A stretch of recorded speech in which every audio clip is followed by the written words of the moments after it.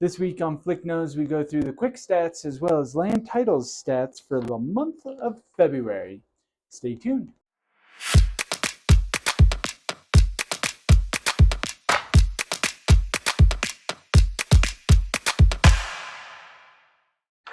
Hey everybody, thanks for tuning in for another episode of Flick Knows here. We're going to go through the quick stats and then go through those land title stats and see what they have to say about everything.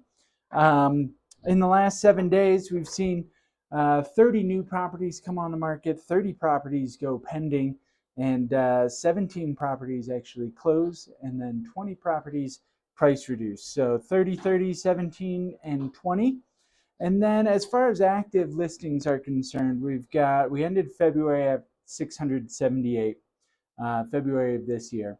Last year, we ended March at 688. Today, we're at 685. So we're hovering right around where we ended March last year. Of that 685, 371 of those are choices.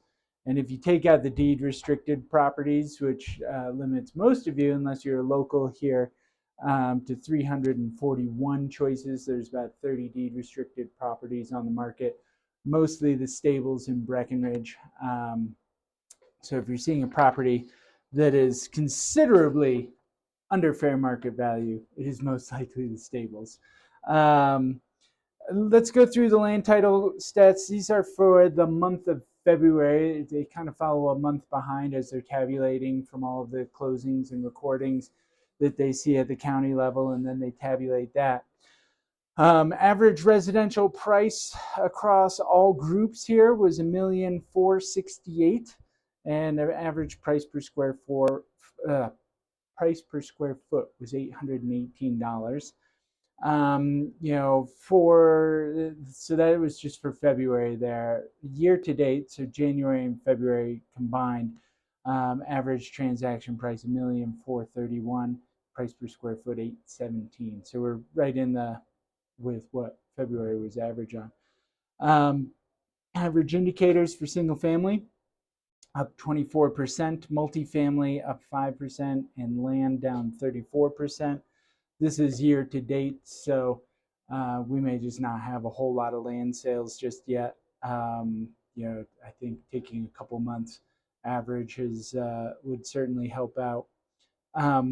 This one I thought was really interesting. Monetary volume in February was up 41%. Monetary volume was up 41% year over year in February 24 to 23. Number of transactions were up 35% year to date, or year over year, February 23, February 24. Year to date, transactions are up 35%, 23, 24.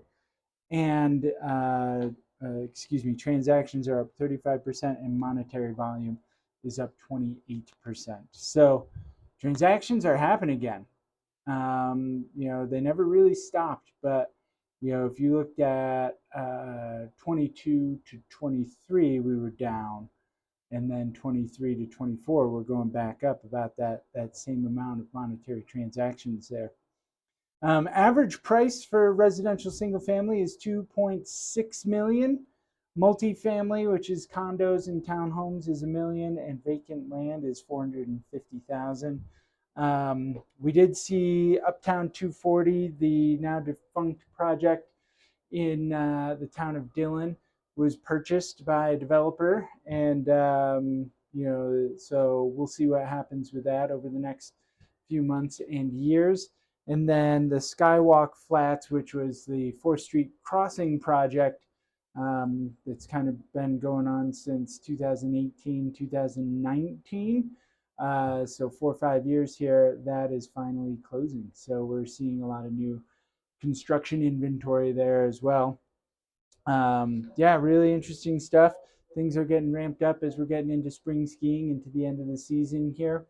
As always, if you have any questions about anything or want me to cover some topic in particular, certainly reach out to me, teamflick@summitliving.com. We'll catch you next week for another episode of Flick Knows.